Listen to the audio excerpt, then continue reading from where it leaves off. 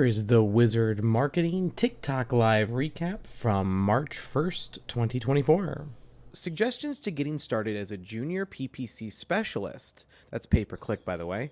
Whether courses or experiences. So, Caleb, I've answered this question a few times, and I don't always have the best answer. I've changed the answer a couple times, but generally speaking, this is my thought process on starting as a junior PPC specialist, okay?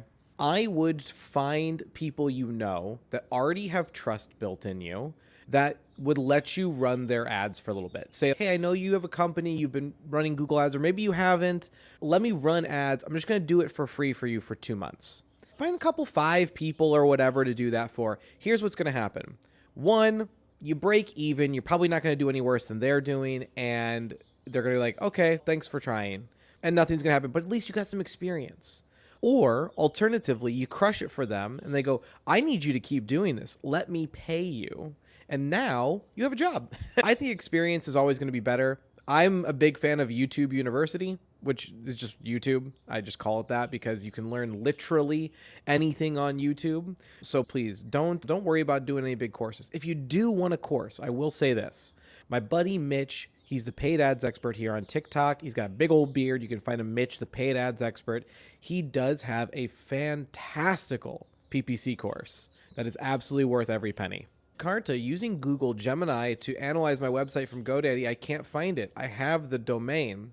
There's so much going on in that question mind, Cart. Can you try and narrow it down for me a little bit? How can I help? How are you doing, Puffheart? Thanks, Fiza. Sam, I have a web agency business and desperate for new customers. So I'm going to be honest with you, Sam. I was struggling, same boat for 2.5 years. I couldn't seem to really click into getting more customers for myself. And you know what I did? I did TikTok. Social media growth. Show people that I know what I'm talking about. And now we've got 100 people in this live. I've got 65,000 followers, and I've never looked back. It's been fantastic. But you got to do something that shows your skill and your trust factor. That's the best way to grow. What's a warm-up email? Great question. If you've never run, cold email is a really interesting thing. You've probably received cold email. You probably got an email from somebody that was like, hey, we can help you get leads, generate your website. We help companies generate leads, blah, blah, blah. Would you like us to help you do that? That's typically being sent using a cold email marketing campaign. What a cold email marketing campaign is, you develop a target market with a message of who you want to hit. You go and you buy a data list from something like Apollo or what's the other big one? Seamless. And then you're going to send bulk emails to all of those email addresses. And then you're pretty much just saying, I hope I can get a small fraction of these people because most of them, they won't want the email. They're not looking for the email, not thinking about the email. I'm just trying to get lucky. Okay. And oh, there's a hummingbird. There's a hummingbird right freaking here. Hey there. What's up? It's like 1.5 feet from me. You can't see it. Crazy. It has not flown away. All right, I'm just gonna keep going. Sorry. I got distracted. Oh, there it goes. So anyways, in order to send out enough emails to make it worthwhile, you need to send from a lot of accounts. So for example, my cold email marketing campaign that I run, we have 40 inboxes that we have sending out emails because we don't want to send too many from one inbox each day or else it gets flagged for spam, which, yeah, we're spamming a little bit. I'm not going to lie. Cold email is a little bit of a spam practice. It is what it is. In order for those email boxes to not go directly to spam the very first time they send an email, you need to warm the email boxes up. So for about 2 months, what we did is we had them send emails to a warmer, and the warmer accepts the email, marks it as not spam, and then replies to it with a generic kind of answer email. And what that does is it trains Google and all the other mail systems, hey, these email boxes are legit. So that's what email warm-up is, and it's part of the process when you're doing a cold email campaign. Why do you think human-created content is still ranking higher than AI on Google? Okay, this is a fantastic question, Heath. Thank you so much. The reason why human-created content is still ranking higher than AI on Google is because Google is trying very hard to stick to what Google search is supposed to be. So then the question we need to ask is, what is Google search supposed to be? And the answer to that question is Google search is supposed to supply the searcher with an answer to their query as quickly and efficiently as possible. And unfortunately, AI does not answer things quickly or efficiently. It is still very heavy in its response. So, because of that, the human created content is still performing better from a user experience perspective. And that's why it still performs better on Google. And rightfully, I am not a huge fan of just AI produced gobbledygook. Do we use AI in our process? Yes, of course we do. We want to be faster because AI is a tool, but that doesn't mean that we should ignore it because we don't want to make AI content. For web dev, buying copycats of business websites and building on top of it, does that work? I'll be honest, Matthew, I've never tried that. Seems interesting, maybe worth a try, but I'm a big fan. I don't know if this puts me in a specific category or not, but when it comes to marketing, I look at the competition a lot less than I used to. When I got started, I really fixated on what is the competition doing? How are they doing it? How can I take advantage of that? How can I do what they're doing just slightly better? And what I've done is I've gotten older and maybe a little wiser in brand messaging and marketing, is that I've realized that if I try to copycat, I'll never be original. And originality has much higher potential for success than better copycat. So I have stopped looking at what all the competitors are doing and just focus on doing my own thing. I still look at them for keyword research and things like that because I want to find keyword gaps. But in general, when it comes to content or structure or design, I really don't want to look at the other people. Does SEO work anymore? Absolutely, SEO works. Now, here's the thing. SEO's landscape is definitely changing. I would say what I would call traditional digital marketing, which is such a funny phrase, but traditional digital marketing is changing so rapidly. I'm starting to look at other avenues for SEO. Okay. So now I'm starting to look at like YouTube SEO, search SEO. So there's other ways to do SEO that are going to be more beneficial here going forward. What area of digital marketing makes the most money? Ooh, we want to talk about money for a second. The area of digital marketing that makes the most money. So this is the tricky bit because there's an option to say most money over time and most money in a shot. Okay. So most money in a shot is marketing automation. Any kind of automation, email automation, workflow automation, anything that's automated, that's an instant influx of cash. But you're not going to make it over time because you can't keep billing them for just keeping the automation on. You can try, but eventually they'll get tired and they'll find someone who will just build it for them and then they own it, okay? So I would say marketing automation is the quickest pop of money. The most money over time, I would say, is some kind of service where if they turn it off, they lose. So the easy one to say there is like pay-per-click, right? If you're good at pay-per-click, yeah, you're not going to make a ton every month, but you're going to keep that client for a long time because they don't want to lose the revenue that you're gaining for them. So it's what gameplay are you doing? So for me, the way that my business, I have 4 things I sell. I have 3 monthly services: Google SEO, Google Business SEO, website SEO, and paid ads management.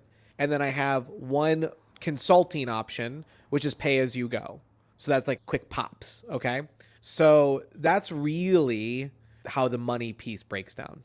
Marketing over branding or otherwise, they're not at odds. Branding is a subset of marketing. Marketing is simply this. Marketing is simply the act of creating informational opportunities for consumers to learn or engage with a product or service. That's it. Marketing is creating opportunities. Okay. Branding is a vehicle for messaging, right? Branding is the visual or verbal embodiment of the mission statement and solution that a business provides. So their branding supports marketing.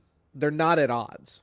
When you start a business, one of the hardest parts, and I ranted about this the other day too. When you start a business, the most important thing is getting sales. You have to get sales. If you don't get sales, you have no business. So everybody wants to work on their product and their offering and think that's going to make your business grow, but it's not.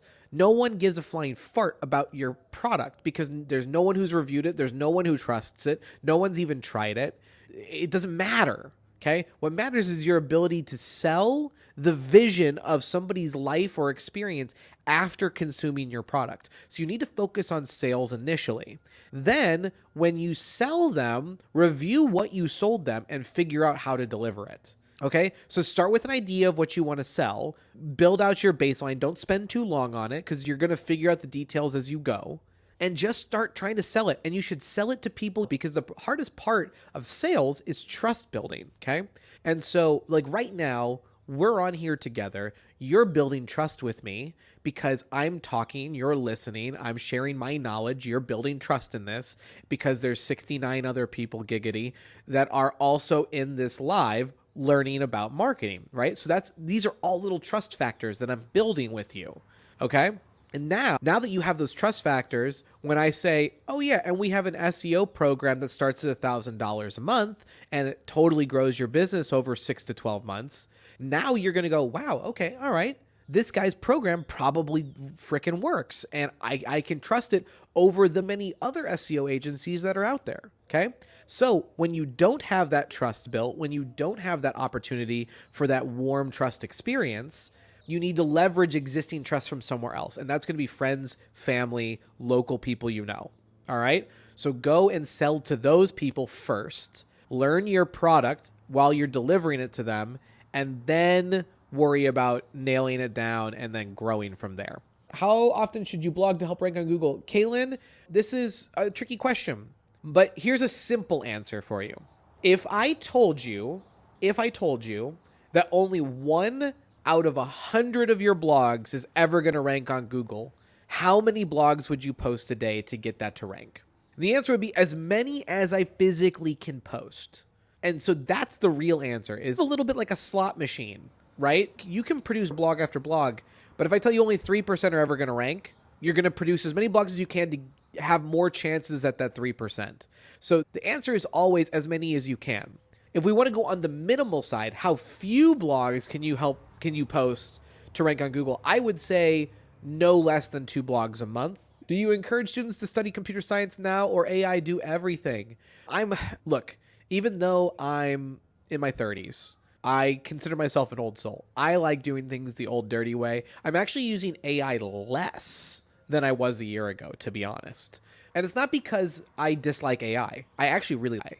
I just feel like AI is not to the quality level that I want it to be right now. It will get there, but it's going to take time. For example, I get reached out to almost on a daily basis through my email or through TikTok to promote products. I'm protecting you from so many shitty products. It's unbelievable. The amount of garbagey AI products that are out there that are trying to just snake some dollars for you because we slapped AI on a toaster. And now it's like, oh, it's an AI toaster. It's going to toast your bread with AI. No, we don't need all this stuff. Okay. Yes, there are some great AI tools. Reclaim AI for my calendar is one of the best investments I ever made. And it's $8 a month. Okay.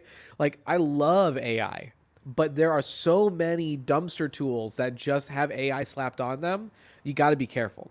So GMB, or the Google Business Profile, okay, is arguably the most valuable asset to local businesses. If you have a local business and you don't have a Google Business Profile, go make one now. It's absolutely free, costs you nothing, and it gets you in the Google local search map. And the local search map overrides regular searches by proximity.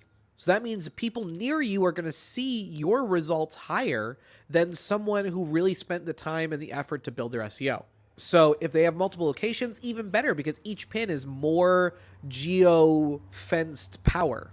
I'm not exactly sure what you're asking about, Mentorpreneur, but if you can maybe consolidate the question, maybe I can answer it a bit better. But I would highly recommend, if you're a local business of any kind and you serve localized people, go set up a Google Business Profile. Don't be scared to put the pin on your house, to put your address as your house. It's fine. It's totally safe. No one's coming to your house to bother you.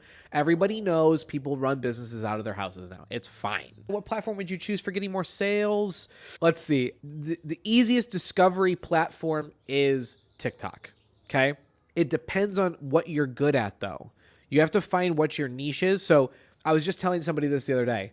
If you can take what you do and apply a niche factor to it, you become a cross section of people that is very unique, and you speak to that unique set of people. So, for example, if you're a real estate agent and you're, let's just say, like a Marvel fan, okay, you're now the Marvel real estate agent, okay? And now you can cross section that content and you speak directly to a specific niche of people who love Marvel and need real estate services. And that allows you to grow faster because you don't have to wait for your generic content to filter out. That's something I would consider for you, is try that on TikTok because that's the easiest growth platform. But if you're a little bit more educative, maybe look at YouTube. There you go. Thoughts on Yoast SEO? I don't like Yoast. I'd pick Rank Math over Yoast personally. I think that Yoast is a little outdated in their methodologies. What do you think about web10.io for building websites? I think it's garbage, and anyone who uses it should stop using it because we don't want to encourage these AI garbage tools that just flood the market with low expertise, low garbage crap. Web10web.io is a pariah on the web marketing, the website building industry. Please do not do it. Please do not use 10web for all of my soul. Look, we're already going for bottom of the bin pricing on good web design. It's a struggle. It's an absolute struggle because of tools like that. People think, oh, now I have a website, but your website's trash because you built it using AI. And then people go, well, websites don't work. No, your website doesn't work because you didn't have a human build it who knows what the fuck to do in how to structure the damn website. Please just pay for what your website's worth. $5,000, $10,000. It's worth it, damn it. If marketing is your last thought for your business, you failed. Sales and marketing is the only thing that matters. If you're struggling with sales and marketing, guess what? Your last dollar isn't going to help. It should be your first dollar that's going to help you. Sorry, I hate to break that to you. Can it save you? Yeah, it can. A lot of those kind of efforts take a lot of time. Anyways, frustration. The cheapening of marketing is so fucking frustrating because we are worth more than a lot of the other parts of the business. And we have to price ourselves so bucket tier because people are so hell-bent that their product is going to just be, everybody's going to want my product. We're the best thing ever. Nobody cares because nobody knows. Nobody knows about you. Hey, I have this fear in recording myself for social media videos to market my biz. Don't. Here's the thing. Brian, listen to me. If your video sucks, no one's going to see it. If your video rocks, everyone's going to see it. It's that simple. I try to put out a video every day. I don't succeed at that. I'm usually more like 5 a week, but I try to put out a video every day. And you know what? Some of those videos don't do well. They sit there, 1,000 views, whatever it is. And then I have some that do 25, 30,000 views. And then I have one every once in a while that does 100,000 views. Okay? It's not the ones that do poorly that I have to worry about. You just got to keep trucking. Like if you want some encouragement, scroll to the bottom of my account and look at some of the old garbage that I used to produce. Holy schmoly, I was bad. Where do you build websites on and how long does it take to build one? We build on WordPress, although we do have options for Shopify and for like portfolio sites. But our primary build outs are on WordPress. We build on WP Engine as our hosting. We do have a private hosting server for ourselves and our clients. So there is a little bit of a higher quality experience with that. And our average lead time is anywhere from 6 to 12 weeks. It depends on the client and how much we need to get done. I would say most of our sites deliver in about 8 weeks, but 6 to 12 weeks seems to be the right timeline.